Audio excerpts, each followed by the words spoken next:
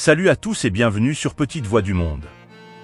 Je suis Laga, votre guide pour cette aventure extraordinaire à travers les histoires d'enfants du monde entier. Aujourd'hui, nous allons vous présenter l'histoire d'un vieil homme très humble et de ses trois fils, âgés de 10, 13 et 16 ans, se déroule dans un petit village.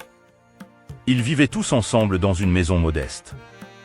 Les trois garçons étaient tous très brillants à l'école, des prodiges en fait. Les deux aînés, croyant que le succès ne pouvait être réalisé qu'en ville, décidèrent de partir pour la ville afin de réaliser leurs rêves. Quant au jeune frère, malgré son intelligence, il choisit de rester au village et d'exploiter la terre. Il était convaincu que la terre ne mentait pas et il ne voulait pas être l'employé d'une autre personne. Il savait très bien qu'en exploitant la terre de manière responsable et respectueuse, il deviendrait son propre patron. Alors, sans plus tarder, écoutons le récit.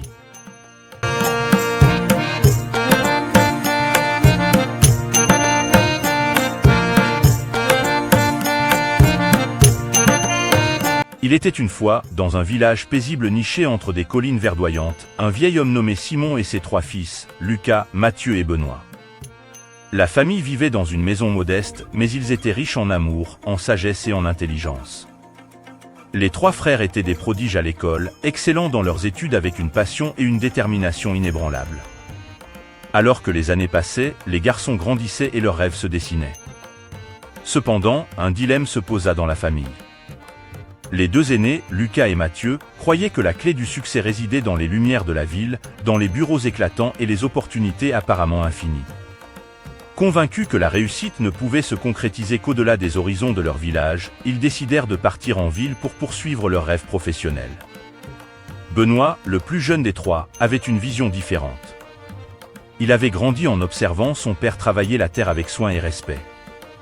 Le jeune garçon était convaincu que la terre était une source inépuisable d'opportunités. Il croyait que la nature était un maître sage, enseignant des leçons précieuses à ceux qui savaient écouter. Alors que Lucas et Mathieu partaient en quête de succès urbain, Benoît restait fidèle à ses convictions. Il décida de rester au village pour exploiter la terre de sa famille. Son père, Simon, le soutenait dans sa décision, comprenant la sagesse qui résidait dans le lien indéfectible entre l'homme et la nature.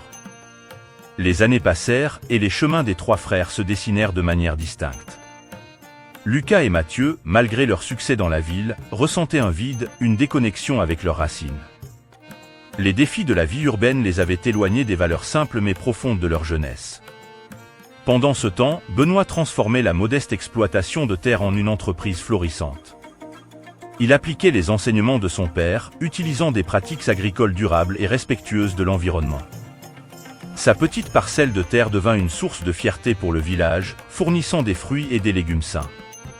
Un jour, les trois frères se retrouvèrent autour de la table familiale. Lucas et Mathieu, bien qu'ayant réussi en ville, ressentaient un certain épuisement et une recherche de quelque chose de plus. Benoît, quant à lui, rayonnait de succès et d'épanouissement. La leçon de cette histoire réside dans la vision de Benoît. Il avait compris que le succès ne se mesure pas seulement en termes de richesse matérielle, mais aussi en termes de satisfaction personnelle, de connexion avec la nature et de respect envers la terre qui nous nourrit. Ainsi, la famille de Simon devint une source d'inspiration pour le village tout entier. Les générations futures se souvenaient de l'histoire des trois frères comme d'une leçon précieuse sur la diversité des chemins vers le succès, mais aussi sur l'importance de rester enraciné dans ses valeurs fondamentales, quel que soit le chemin emprunté.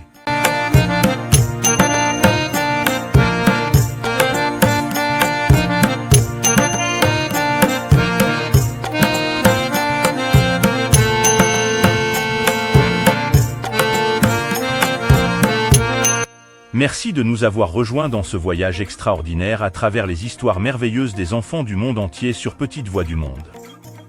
Continuons à célébrer ces petites voix, à apprendre les uns des autres et à embrasser la richesse de notre monde. Restez à l'écoute pour nos prochaines aventures en Afrique et partout ailleurs dans le monde où nous découvrirons davantage d'histoires d'enfants extraordinaires. N'oubliez pas de vous abonner, d'aimer cette vidéo et de partager notre chaîne avec vos amis. D'ici là, prenez soin de vous et à la prochaine.